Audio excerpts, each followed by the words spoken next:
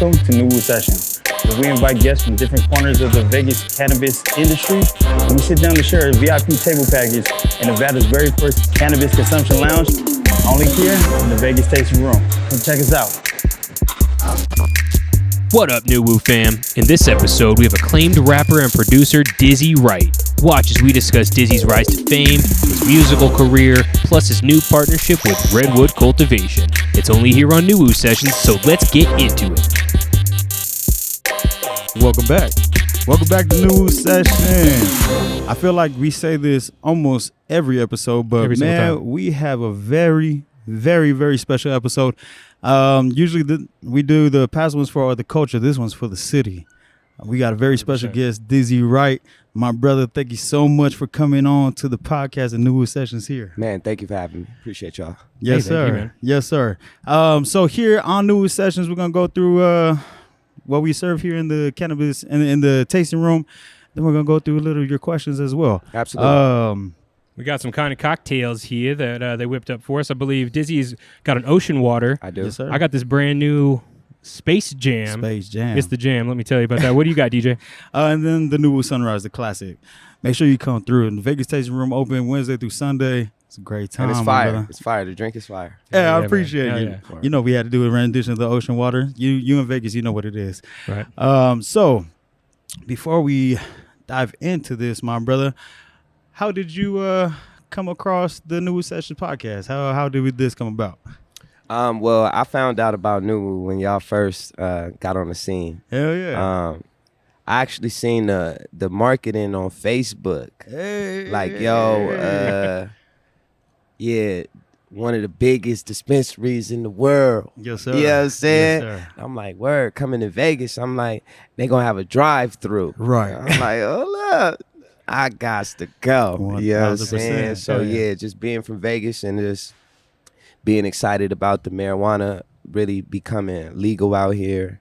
For sure. And where it needs to be, I definitely wanted to be a part of it. And I'm glad that I came out and seen what y'all had going on. And I actually performed at one of the first events. Yes, sir, for you NuWu. did. And, yes, sir. I let them know from the jump that they have my support. So I'm just back, baby, doing the same thing. Hell yeah, Oh, yeah, man. that's love, man. Thank you. Appreciate it. Yeah, straight up, man.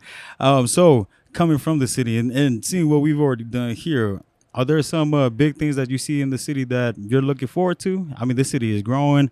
You pretty much an OG of Vegas, man. What do you see big and up and coming out of Vegas? Yo, I'm gonna be honest with you.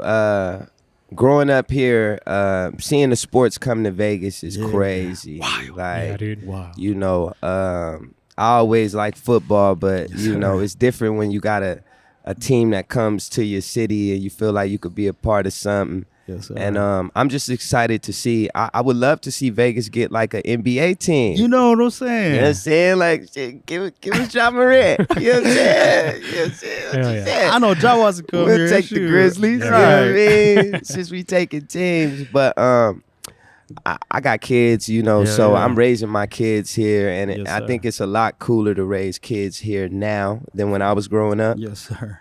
If you from here, you know, it wasn't really nothing for us to do. No. So I Adult just city. like where Vegas has gone now. I'm glad that they don't lean on just the casino and the gambling anymore.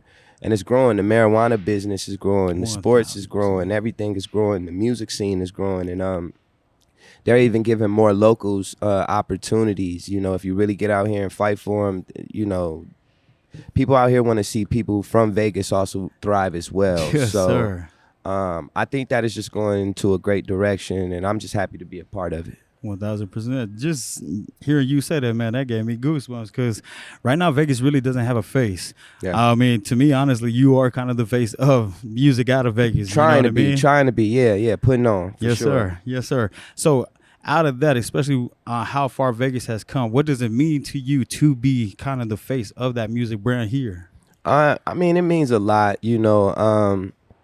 I took a more positive route, you know, which I think we need a lot more of that in hip hop. I mean, you know, I know positive doesn't sell like the negative stuff, but I think that I try to make it fly cool and player and let people know you could be yourself and still, you know, get the same love that these other guys is getting without putting on the show, you know. So I try to represent for the city and let them know they could be thorough and I'm cool with that, you know. I never really tried to be somebody I wasn't, or I never tried to live a life that I wasn't really living. So, you know, with the sports and the marijuana all coming to the city, that's kind of my vibe. Hell yeah. You know, so Yes, sir. Vegas is really just really becoming more of, like, it's starting to catch up to what I've been like representing this whole time. You know, if you listen 100%. to my music, you know I grew up playing sports. So Yes, sir. a lot of my teamwork makes the dream work mentality comes from sports.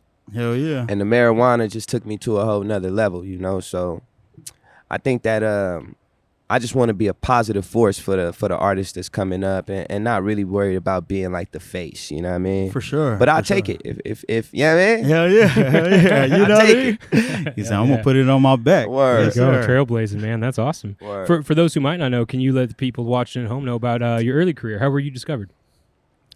Actually, so my mother was in the music industry. My mother was a publicist and a tour manager for Bone Thugs and Harmony. Yes, sir. And she became a publicist. And but she could never really get her hands on the perfect artist to really keep her career going the way that she wanted it to go. You know what I'm saying? So we kind of let it go. But that's how I was introduced to the music industry, through my mom. And then how I got back into the music industry was high school. I was in high school, and Basic, right? yeah, I went to Basic, Hey, and yeah. I used to throw parties at a little club out here, and I started making some music, some like jerk music back in the day when Yes, that sir. movement was going, and they started to catch a little wave, and I guess like seeing fans react to the music in the clubs kind of was like the motivation from the very beginning. But I had some homies on the back end that was like, "Yo, you kind of tight, bro. Yeah. You should try to." Got Try to do it. Why not? And I was like, you know, and that's what happened. So it really kicked off. I was on 106 in Park twice, way back in the day. 106 Park ain't even around no more. Oh, crazy. It's old now. Right? I sound like an old nigga saying that. You know what I mean? No more But, AJ, no more none of them. But yeah, that's how it all got started. And honestly, I just haven't stopped. Since high school, I started making music. I realized that I could do it an independent way, and I could just get with different producers and pen everything. And I just came up with all these different ideas, and that's just how we got here. Just Hell yeah. pretty much staying consistent. Right? That's the name of the game. And to be honest, I feel like you're being a little modest too, because I read around somewhere that you also started JFK, your own little reporter. Oh thing, yeah, too. Hell yeah. just Well, for kids. my mama actually started that, Oh, so right. like I don't want to take credit for her There ideas. you go. There you go. I was mad young, but yeah, my mom had like a vision for us. Like, you know, me and my brothers used to do this, like youth reporting. Hell yeah. Before we really got in the music industry, we were doing like youth reporting, Mm-hmm. and my mom started like this newsletter called JFK, Just for Kids. Right. And because she was a publicist and because she kind of had these different access, you know, she'd be like, yo, you know, my kids is reporters. I want to get them passes, right? So, like, she some kind of way finessed us into all these fucking events, Hustler, bro. boy, Like, hustler, my mom man. was like, she's crazy, bro. That's And, love. like, so I ended up interviewing a lot of different people from, like Tyrese. I interviewed Nas before. Damn. I interviewed Damn. Nate Dogg before he passed away. Wow. And you were young at this time. I was too. super young. So we Crazy. did like a couple BET awards and like some summer jams and some different stuff like that. Honestly, bro, I was too young to really appreciate what my mom was doing. Now I look at her course. like, She put you on. use the Yeah. shit. Hell yeah. Use the shit. But see, that was like her passing the baton, my brother. It was. You took off. It was, and I tell her all the time. She installed something in me, even because you know when you young and you want to be Allen Iverson, right? Swear the answer. Got to. When you young and you want to be Allen Iverson, you don't really want to be a rapper, Right, Like, right. you want to be Allen Iverson. Yes, sir. Like, I want to play basketball. Yes, You sir. know what I'm saying? I And feel it. my mom had us moving around a lot trying to make this music industry work, and we started to butt heads. So Right. I stopped being able to see what she was doing for me until, Right. you know, I got a little older and had my own kids. It's unfortunate that it be like that, right? Gotta take your own path though. Yeah, You know? but 100%. my mama know that I appreciate everything she installed in me. Yep. Hell yeah.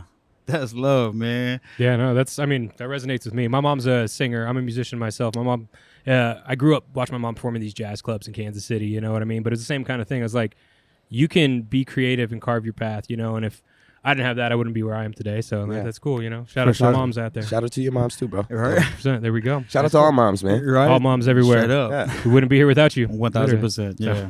Literally. Yeah, right. But I was literally talking to my man earlier. My man also is a rock star. He's humble about it. Doesn't really talk about it. But we're kind of talking about like favorite venues down here. I know that you started Club Frozen, one of the first OG clubs. What is your favorite venue out here in Vegas?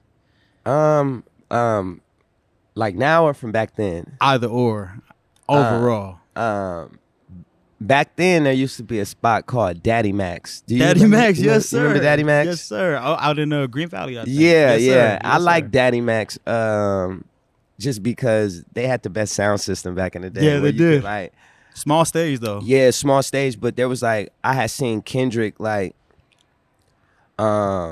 early in his career perform without the lyrics in his songs. Crazy. And I was like, oh, I'm taking all the lyrics out of my song. I'm never performing with the lyrics in my song again, right? Like wow. Kendrick had inspired, before he became a really, really big rapper, he had inspired me. I caught one of his shows. Crazy. And I would come back, and Daddy Max was really the only place that had like a sound system that was good enough to do a show without lyrics. Right. Off the strip. Right. 1000%. It was like the only place where you could do a show without the lyrics and it sound decent. Mm-hmm.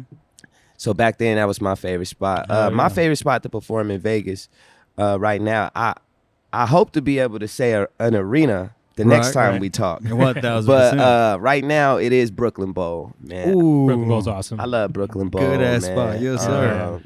The environment's always fire. I mean, we always smoking good in there. Food's great. Bowling alley. Right. It's just a whole vibe. You just get a whole little vibe in there.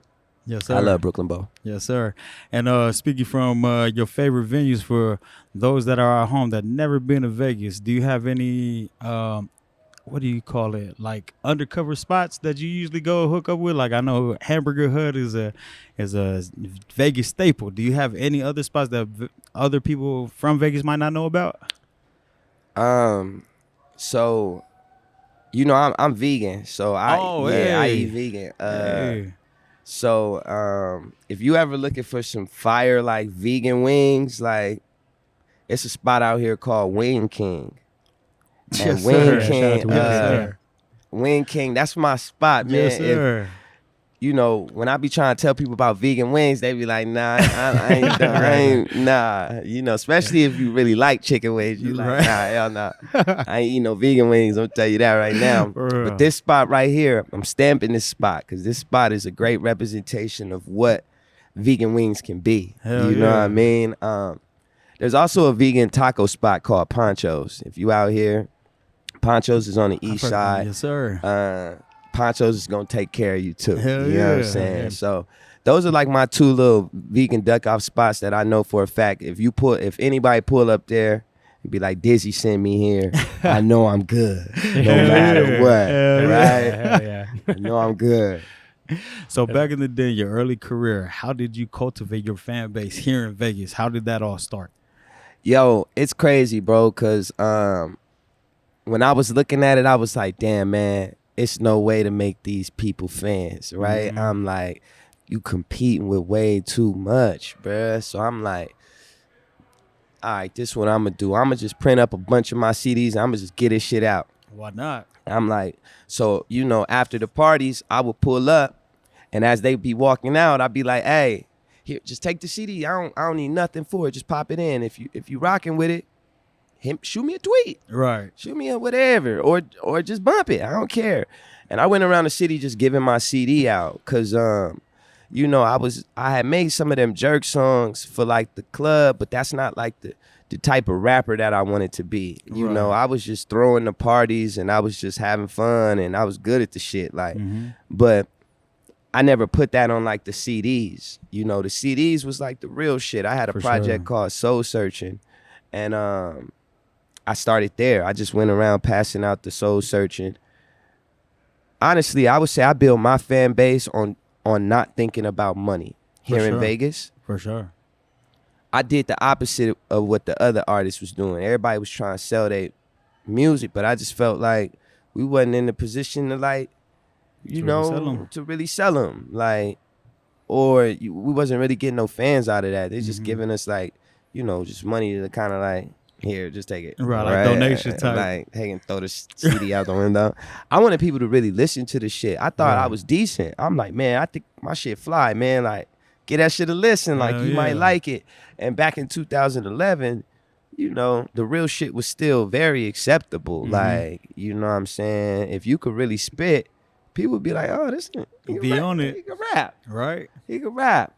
And then where I like tied it all in together is the shows. I took them lyrics out of my songs, and then like I had to make the music as believable as it sounded, you know, in person. So I ran around the city doing shows everywhere for every event. Like I did every type of show you could think of, bro. Hustling. Parties, like no stages, just middle of the crowd. Bruh, like that's a hustle. I'm man. talking about like, yo, I'm Dizzy, bruh. Like I just need y'all to know my name. Hell yeah. Like, and that's how it all kind of started. Like, and then I went on 106 in Park, and because I had went around the city, you know, the city had voted for me, and I started to build that little buzz. I started to see like, man, I got a little buzz. Hell yeah. Like, damn. Hell yeah. I just built off of that. That's what's up, man. That's what's up. It's cool. If you build it, they will come, you know? 1000%. Also good shows. It's a grind, you know? Yeah. You go out there, you play the shows, you're in front of the people, you know what I mean? They know your name. That's it. Cool. Recently we just had Crazy Bone up on this podcast as word. well. That really shook my nerves, man. He's one of my heroes, and I know you have deep ties to Bone Thugs and the rest of the gang. What does it mean to have those type of relationships, especially with the path that you are on now? It's funny, man, because it's like, you know, Bone Thugs and Harmony, like, they got a special place in my mama's heart, right? Like, my mama is like, that's like they little sister. Not by blood, though. Just by, like, you know, growing up and being a part of their transitioning to, like, you know, just regular rappers into superstars, you know. Yeah. My mom was there for a lot of that transition and saw a lot of that transition and stuff like that. And took a lot of that and tried to apply it to what we were doing in the very beginning. It's kind of like if I was trying to operate the same way I operated when I first came in the game in 2012 in 2022. For sure. Right? Like back then there was no, you couldn't post no videos on Instagram. There was no Snapchat. There was no TikTok. Yep. There was no Spotify. Yeah. You know, Wild. There was no Apple Music. It was just iTunes, yes, right? Sir. Like it was none of this extra stuff. Like, so the game constantly evolves and things like that.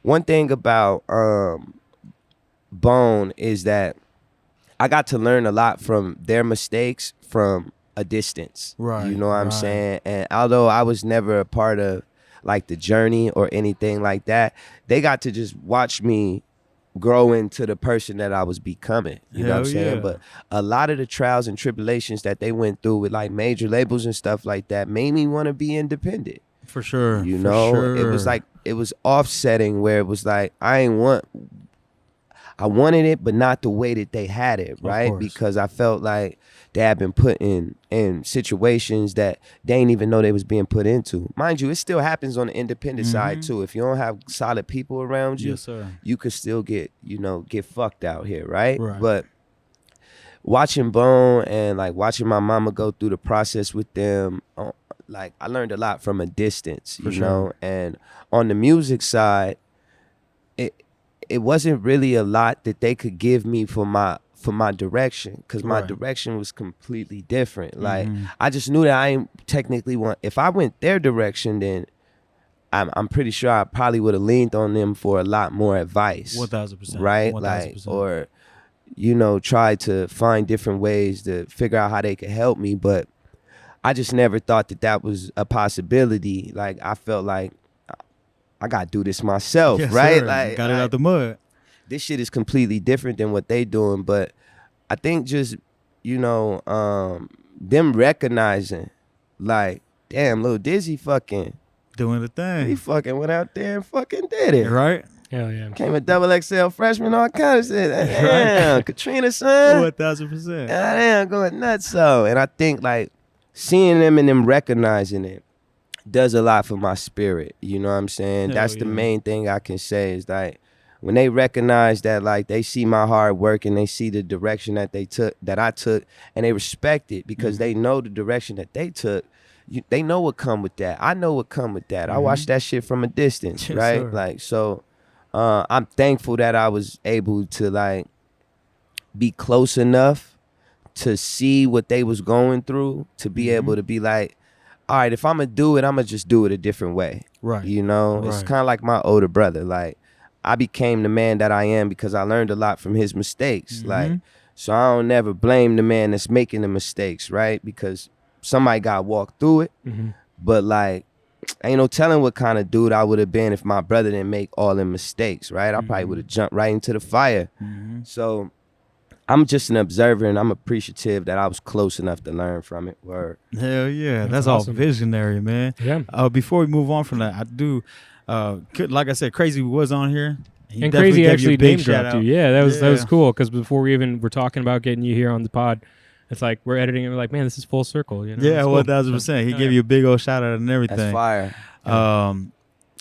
Yeah, before we move forward here, I think we should probably introduce some of your cannabis, right? Yeah, Oh, exactly. absolutely. We've got a few different strains here. I believe we have the 2 gram hemp blunts as well. Yes, sir. Yes, we do. Let's let Miss Yes, Raven sir. let us know what we got today.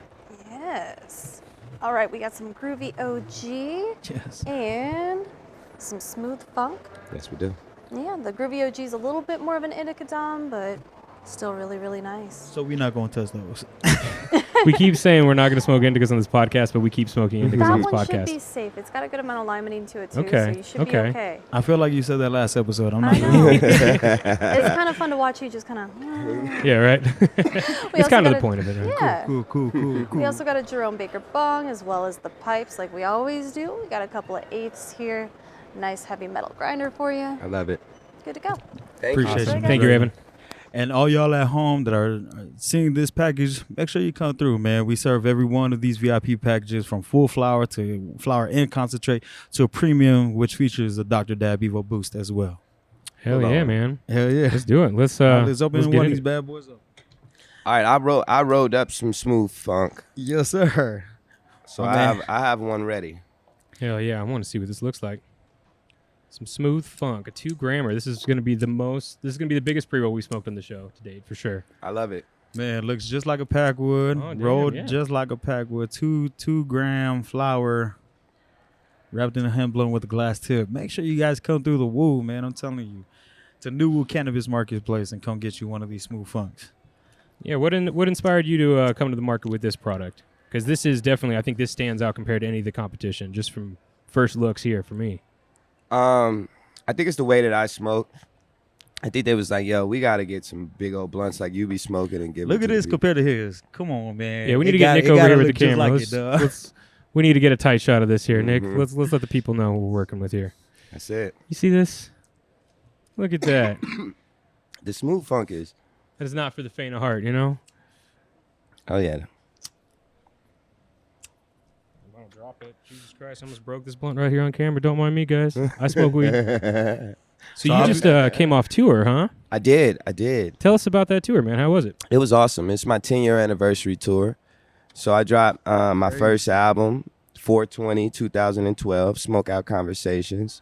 So 10 years later, here we are. Crazy. I trucked it all the way. Yes, sir. And yeah, man, I was just proud of the 10 years. So, you know, I seen that the pandemic was kind of, making its exit a little bit. And they said that there was a little room for us to get back out there to some normalcy. And I went out there and tested the water, and it was dope, man. Hell yeah. I went out there and tested the ocean water. Right. There we go. Yeah, man. There we go. So, especially going through pandemic, how much of it was a challenge from going to full live audiences to nothing and then now getting back on the horse? Going from the full live audience to the pandemic was a super challenge For sure. for me. Because I had been like 8 years straight of planning ahead. I've been planning ahead for 8 years. I never I never not had a plan. Right. Right. And all my plans got canceled. It was weird. Super weird. Heartbreaking almost. But they didn't get canceled. They just got pushed back at first, right? sure. Remember in Yeah, the beginning, right. it was kind of weird. It Like was it's like 2 going back weeks. and Don't forth. worry, guys. Yeah, We're just shutting like, down the world for 2 weeks. I had no idea it was going to be 2 years, right? Yeah. I just couldn't have prepared for that. I think it was like I was watching basketball and they shut down a game. In the bubble? Or Before they got the that bubble. Before they got the It bubble. was still the pandemic. It had just like it was all starting. Like they were talking about it I was watching Zion, still trying to see if he really about what he about. Like I'm trying to see if Zion really like that. We still waiting. And they canceled, and we are still still waiting. But they had like one of the referees had caught the coronavirus or something, and then they postponed the game. I feel like I remember that. But never in my life, I've been watching basketball my whole life. Like Yes, sir. I never seen no game get postponed or canceled. Like Right. so this was a big moment for me. I was like, what? Hold on, let me figure out what's really going on in the world. I'm like, whoa. Yeah. It took the NBA shutting down for me to really take the coronavirus serious. Yeah. I was like, God damn.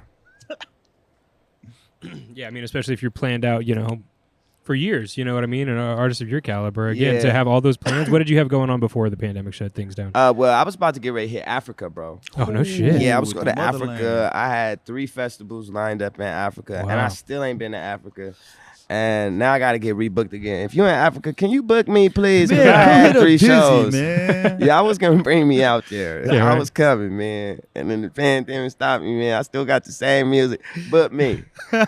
Yeah, so before that, I was really excited about Africa. But you know what's funny, bro? Is like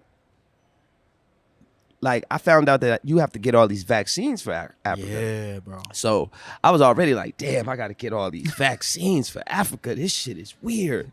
I'm like, and then the pandemic hit, and then they want you to get the ultimate vaccine, the brand new one. Right. And I'm like, I don't know now. Now I'm just like, maybe I should just stay away from vaccines for a while.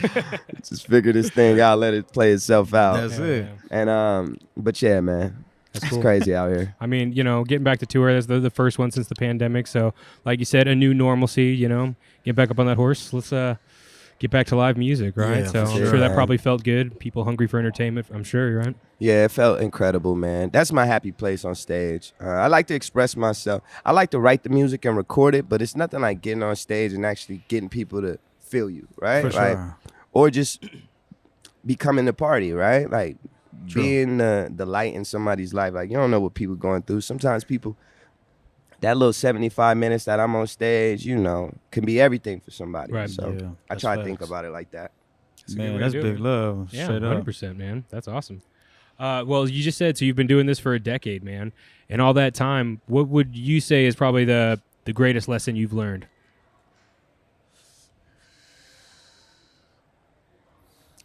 The greatest lesson I learned would probably be not to skip any stages, any steps. Like don't try to go from level 2 to level 6 and master every level, right? Like that's probably the best thing I've learned and I only say that because I see a lot of people come in and skip them steps and then crash and burn. And I'd be like, For sure. that's because on level 3, you had to master confidence, bro. Yeah. Right. And you skipped that level. Yeah. And I mean, but for me, it's like I didn't skip any steps at all. You know what I mean? And like, there's a lot of good things, important things you should know when you're doing anything in life. But I think not skipping steps and like mastering the levels and just being confident with where you at and where you're trying to go, you'll be all right. Hell yeah. Right. 1000%. That's true. That's great. You can't run if you don't walk, right? Right. Yeah. And just listening to you, brother, all I hear and see is just your vision and just visionary things. Word, thank you. From all of that, who were your biggest influences that kind of helped guide your path to this way? Obviously, your mom, but outside of your mother, do you have any big influences? I do, but you know what's weird, bro? I've always kind of been like this. Yeah. You know? My mama used to call me like a little grandpa. It's like, you act like a little grandpa. Like, boy, act your age. You know? She tell you I had an old soul, like, Zen, though. you know, but I've always been an observer to everything in life. So, like, life really inspires me. Like, so much shit goes on in life that I'm really inspired by life, you know? That's why people like Bob Marley are like huge inspirations on me, because I know that like life is just one big ass learning experience, and we just here, and you know, life's a bitch and then you die. Like, you know what I'm saying? It's just like you just here, you just living the experience. You might as well just learn where you can and shed light where you can, and just have the most fun and just be smart and try to, you know, set your family up. Generational wealth if you can. Yes, you know, sir. I don't know if anybody in my family really thought like that. So I'm like, that's like my vision, to think like that, think about generational wealth and like what we could pass on. Cause, you know, my mom was single mom, 5 kids. She did what she could, you know. Crazy. But if it was like 2 of her, or if one of our daddies was around, you know, who knows how shit would have been, you know. So I can only go off of the experience that I got, and then just try to turn that into the next level version of that. Like my mom had a vision for us, and now like I got like a supervision for us. Hell yeah. Crazy. Yeah. That's awesome, man. Shifted into the next gear. That's what's up, man. Great words of wisdom for sure. All, you know, several times now. Dizzy wisdom, right? Yeah, I know. This is great, man. Yeah. That gotta be a segment on your social media or something, man. Yeah, right. Word. Yeah, dead ass. So what made Dizzy Wright get into cannabis? What was the move? Yo. So I ain't smoked weed. Excuse me. I didn't smoke weed or anything like that when I was in high school. Same. I smoked a lot of weed in high school. That's why it was called. Oh, I know a lot of I people was that out smoked a there. lot of weed in high school. I knew all Had the friends players. and shit, everything, but I still had faith I could be Allen Iverson. Yo, I understand. But I thought it was Troy Polamalu. I understand. you know what's crazy is my 8th grade coach, basketball coach, told me, asked me like how tall my father was. My father did 20 years in jail, so I didn't meet my father until I was 21 years old. Damn. For the very first time. Damn. But when I was in 8th grade, you know, my pops was still in jail, and my coach wanted me to figure out how tall my dad was. And I didn't know why, but I was like, all right. So I found out, and I'm like, yeah, I found out my pops is 5'6". He's like, let me tell you something. This might be it for you. He like, you might not grow no more. He like, so I'm gonna tell you this one time and one time only. If you be running around with them boys thinking you could smoke weed, that's gonna slow you down. You don't got the height, you need the speed. Yo. And that will slow you down. Mm-hmm. And that was all I needed to hear in 8th grade for me to go, for me never to be able to be peer pressured. I always just felt like I'm not gonna do nothing that's gonna slow me down. Yeah. It ain't never gonna happen. Yeah. But then I got my baby mama pregnant, right? So this is the first time in my life where I had to deal with somebody that like I couldn't just walk away from. Yeah. It's like Straight up. real responsibility now. Like, wasn't like the girls that I just be like, oh, you tripping? Block. Right. It's over. Right. We're in high school. I don't need to be arguing with you. Right. Like, nah, not my baby mom's. Like, you know, I wanted to be a part of that, so I had to find a way to, you know, adjust. And it was an adjustment. You know what I mean? It was an adjustment. And I started actually like smoking Black and Miles first, and then my big homie started educating me on marijuana, the plant, you know, and I stopped looking at it as something that just would slow you down, and I started learning about what it was. Yes, sir. And that was the game changer. And I'm like, oh, this a plant? I'm like, damn. I realized that when I first started smoking weed, I didn't even know how everybody was rolling it up. I never even paid attention. I didn't care that much. I didn't even know how they was rolling it up, what they was doing. Right. So it was all being introduced to me low key as like an adult, you know? And I felt like all my friends that smoked weed in high school, all of them dropped out. None of them graduated. Some of them went back and got their GEDs. Shout out to my boys for sticking to it and going back and getting their GEDs. Yeah. But at the time, weed was slowing them down, slowing that younger body down. You don't want to get up. You don't want to go to school. You get lazy. You know what I'm saying? And I never wanted to get caught up in that, you know? Sure. And I hated when, like, the homies would have money for weed, but they wouldn't have money to get into the party or, like, to get on the bus. Like, yeah, man. How y'all get that eighth? Right. Y'all spend all y'all money on that eighth and y'all broke now, bro. I'm like, this shit is insane, bro. Like, you paying for your bus fare. But yeah, that's how I got introduced to the weed. The beginning of having my daughter's 11 now. So that lets you know about 11 and a half years ago is when I really started smoking weed. And when I learned about it, and my manager at the time had a weed room. So he was teaching me about the growing process. And I just got a complete different introduction than just like smoking with the young homies at the park, rolling up the blunts. You know what I'm saying? That wasn't my experience. My experience was really being taught about the plant. And I think that's what made me want to be involved in the weed industry. I just didn't know how to do that at the time because it was illegal. Right. You know what I'm saying? So California, I seen that they had, you know, weed strains and shit like that. And that's why, you know, I started out there first. Right. That's cool. What was your first move? Obviously in the California market, but what did you first come to market with? Well, shout out to Crown Genetics. They approached me. Like I said, I was going to the cannabis cups and things like that. And they approached me like, yo, we feel like we growing the best weed in the world, but nobody knows about it. And I'm like, yo, if we grow you a strain, will you help us grow our brand? I'm like, hell yeah. Like, if y'all let me pick the strains and y'all, you know what I mean? Yeah. Yeah, it's got something that's got your stamp of approval. Yeah, right? and it's fire. Right. Hell yeah, I got y'all. You know what I'm saying? And that's how the Dizzy OG came about. Because they felt like they was growing some of the best weed.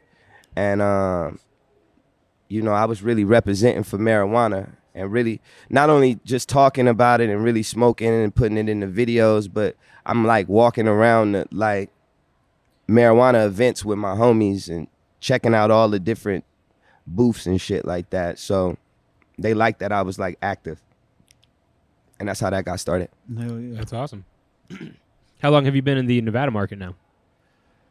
I started with Redwood. Redwood is like, you know, and shout out to Redwood too, because, you know, they had vision from the very beginning as well. Like, there was a couple other weed strains, a couple other companies that wanted to grow the weed for me. Of course. With your name, of course. And I landed on Redwood, you know what I mean? And that was I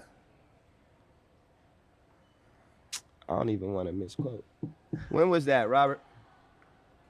2018? 17? Yeah, it was probably 2017.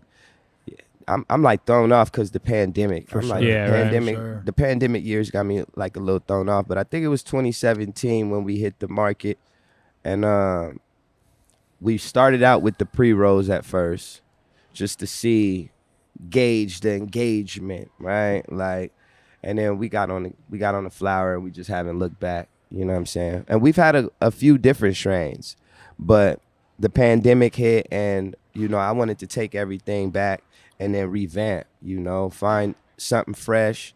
And I didn't want to rush it. You know, I let them know I didn't want to rush it, and I wanted to find something that I felt like I really smoke this all the time. So this is what I want the people to have, you know, and that's where Smooth Funk kicked it off.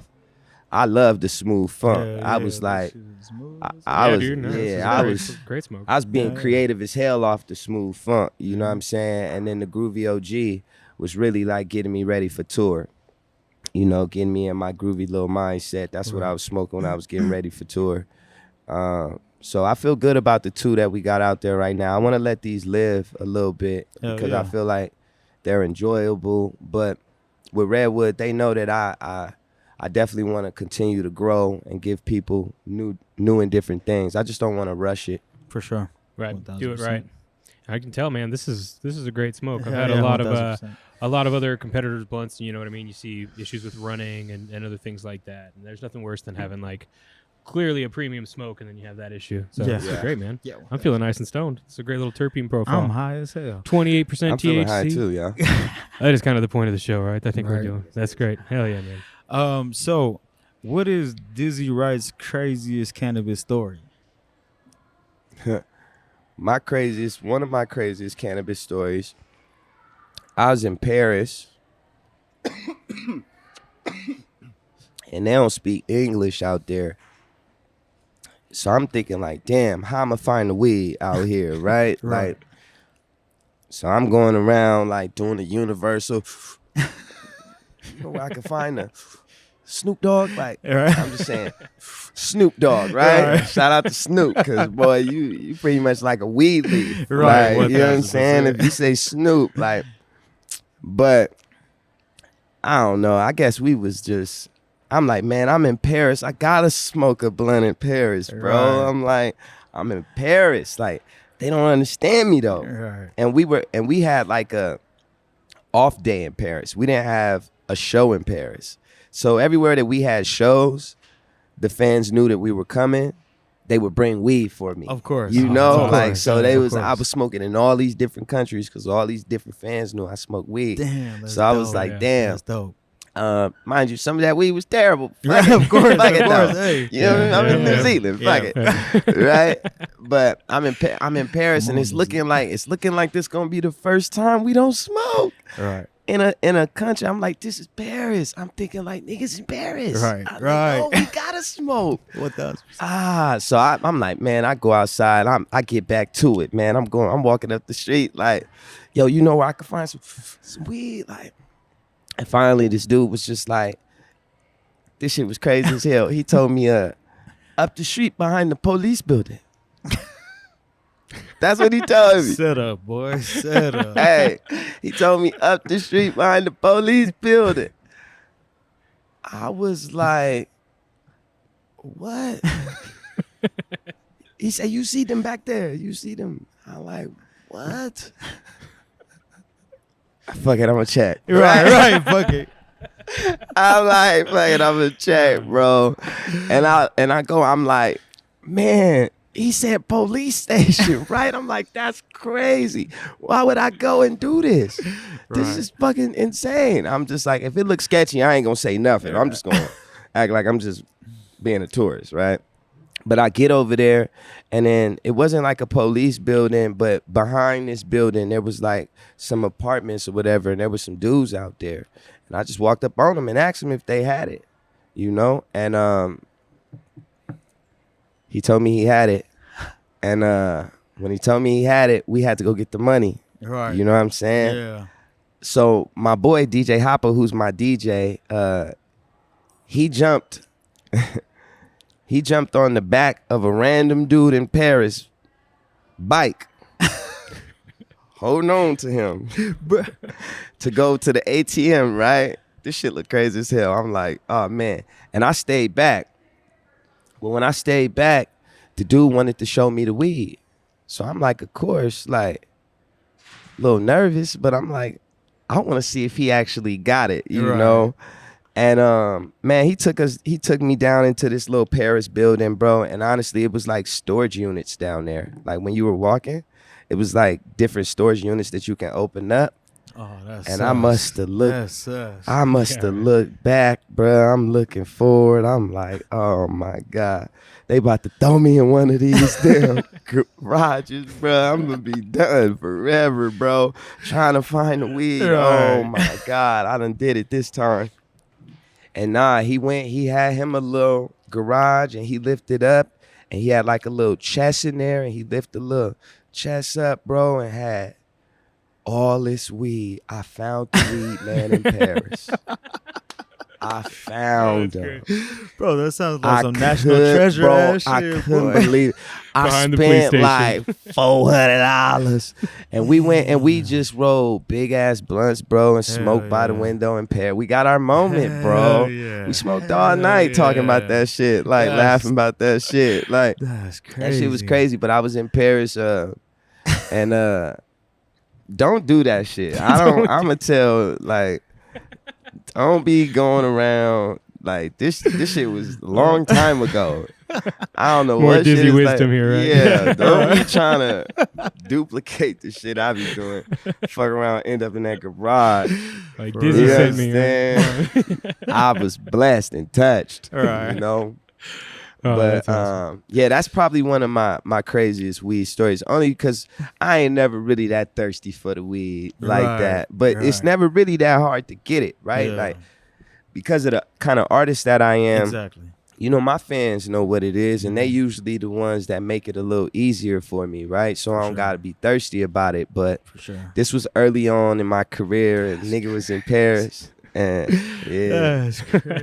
It's That's wild, man. Yeah, it was a wild one, man. I'm glad I made it out, man. Yeah, I'm you glad I'm got here it. with you boys. Right. Could have gone a different way, right? Yeah, could've Going went. from seeing desert all the damn time to going to a whole nother country and going through that. Oh my God. Yeah, hell yeah, that shit was crazy, wild. man. Hell yeah, dude. You own a store out here called Still Moving. How did that come to be?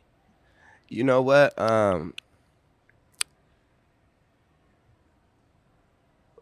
Let me see. Still moving. Honestly, bro, I just kind of was like, I want to add something to what I got going on. Of course. Like, you know what I mean? I want to be a business owner. I want to like challenge myself on something new than just like coming up with projects and things like that. And so finding a spot and seeing if I could just build it up and turn it into like something that could be like dope for the city. Maybe find some different ways to get some different artists to come and do some meet and greets and maybe some collaborations and some different shit like that, you know? And we got all the different like fashion stuff that happens out here. So you can always go to like the agendas and meet with all these different people and get different brands in your stores. And so I just wanted to, you know, just kind of get my feet wet with something different. For sure. And I just took a chance and it was dope. Not? Why not? Hell yeah, you have Especially to. in your city. Yeah, that's that entrepreneurial spirit, right? Yeah. That's cool. Hell yeah, man. So what are you working on music-wise? So I'm dropping music every 2 weeks, and then I'm giving music a home. So what I just did, I just dropped an album called Dizzyland, and we drop Right. music every 2 weeks until we had a nice amount of records, and then I added about 4 or 5 records, and then we called it an album. You know what I'm saying? But what I'm doing right now is really just trying to have more fun with different just records, working the system a little bit with the Spotify and the primaries and the Apple Music and how the game is kind of like formulating. Because I've always been an album artist where, you know, I drop my couple singles and then I let you know the album coming. Right. And then you're going to get the videos and we're going to do it how we do it, you Right. know? But you can work the system a little better now, give people more music on a more consistent basis without having to spread it out so much. So that's kind of my plan, is to just constantly continue to drop music throughout the year. We're still dropping visuals from this Dizzyland album. I got a music video dropping June 10th for Outlaws featuring Chris Webby. Hey. And we shot like a mini movie for this. You know, one of my main things is visuals, getting better with the visuals. You know what I'm saying? Bringing my visuals more to life. And since I got my master's back in October, now I can really, you know what I'm saying, Yeah. get jiggy on them. Congrats. I can get man. jiggy on 'em now. Hell yeah. So I'm excited. I'm excited to give my fans, be able to bring my music to life through the visuals for my fans. You know what I'm saying? Because I know they've been rocking with me and we've been thugging it, you know. But, you know, I'm in a great place now to be able to give them what I've been wanting to give them, you know. And I think it's going to be refreshing. For sure. Oh yeah, dude, that's exciting. Do you have any up and coming projects coming up? Another tour coming up? I do. So, we gonna do a second leg to the 10-year anniversary tour. Hell yeah. We're doing the South in July, doing like 10 shows in the South, and then we're doing the Midwest and the East Coast in August. And that's like August 1st to like September 1st. So it's a full month, and I'm excited about that, getting back out there. Yeah. Hell yeah. This next month, I'm just really gonna be cooking, making a lot of music. For sure. I got 2 videos lined up that I wanna that I'm getting shot. That's just gonna be in the pot, ready to roll out. You Yes, know what I sir. mean? And I just wanna keep giving the fans dope content, dope visuals, dope music, but I'm gonna spread it out. I'm not gonna oversaturate it. Like, it might be my drop or it might be a drop from another artist. So like sure. the last 2 weeks, I just dropped a song with Jaron Benton. Well, Jaron Benton just dropped a song with me this last Friday, and then 2 weeks before that, Michael Manelli dropped a song with me, and then now I'm gonna drop my video in 2 weeks, and then 2 weeks after that, I'll be dropping more shit. So I'm just staying consistent with like giving the fans content all year. Hell yeah. Is there anybody in the city that you keeping an eye on that's up and coming right now? Let me see. Yeah. There's this kid named Jelani. Jelani, I'm keeping an eye on Jelani. There's a couple other people though, off the top. Let me see if I can.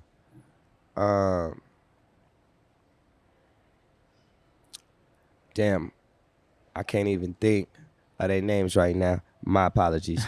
But there are a couple people in the city that I do think are doing some dope shit that I'm keeping an eye on. I always look to see who gonna be consistent. For sure. That's like the one thing I'm always, because I see 1000%. I see people get like catch a buzz, and then I be like, dang, he ain't dropped nothing since he dropped that. Right. That's 2 years ago. Yeah. I ain't never take that long. That's too long. Yeah. Consistency is key. That's some Kendrick shit. We can't act like Kendrick until we get to that level. 1000%. 1000%. That's cool, man. So let's talk about the future. Is there any words of wisdom you'd give to the next generation of rappers, cannabis entrepreneurs, any of it? Man, look, this the advice I give to the rappers, bruh. Look, if you gon' you gotta choose.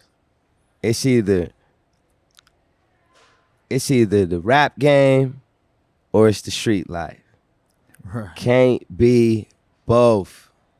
Man, you might as well, you gotta just give one up and just be all 10 toes in it, or cause I see a lot of rappers like getting jammed up, you know what I'm saying, for the things that they telling on themselves, you know what I'm saying? And it's like, just get back to making good music, get your money, take care of your family, and like, step away from the life. It's cool, man. I see a lot of people that's like, man, I ain't like these rap niggas. You know what I'm saying, man? Fuck all that, man. Yeah. You know what I'm saying? Yeah.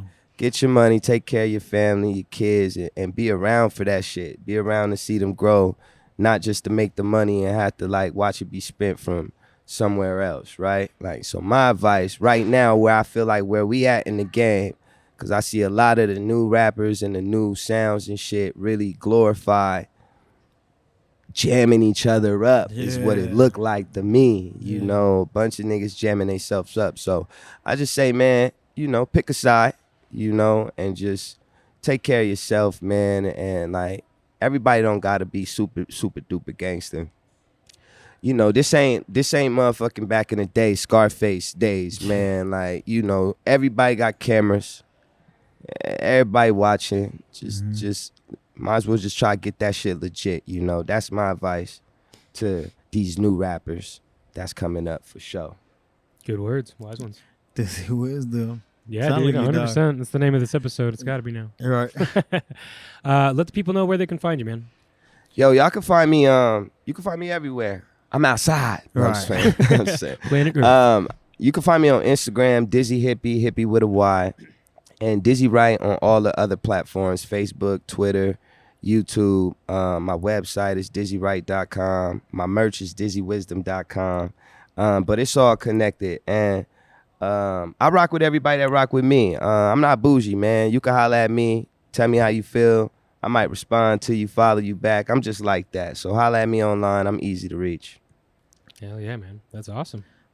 That's what's up, man. I'm sorry. I'm stuck as hell. I'm high as hell. My Hey, man. I feel you, man. I feel You you. got me, bro. Testament to Got me. Dizzy's weed here. Yeah, Right on. 1000%, Yep. dog. Make sure you tap in. Brother, it's been a pleasure. You're probably one of my favorite guests that we ever had on here. Thank No you, man. disrespect to any of the ones of the past, but all I see is visionary. I wish you the best and hope you come on. And again, we got bigger things coming up for this place and for this podcast as well. So I would love to have you back. I'll absolutely be back. Thank you, brothers. I appreciate y'all. Thank you so much. All righty, guys. It's been NuWu Sessions. We out. Yeah. Yeah. Hell yeah. That was awesome, man. That was awesome. Yeah, Thank you. Awesome. Get it from the back. Like, man, I smell that. Hell, they put in work back there.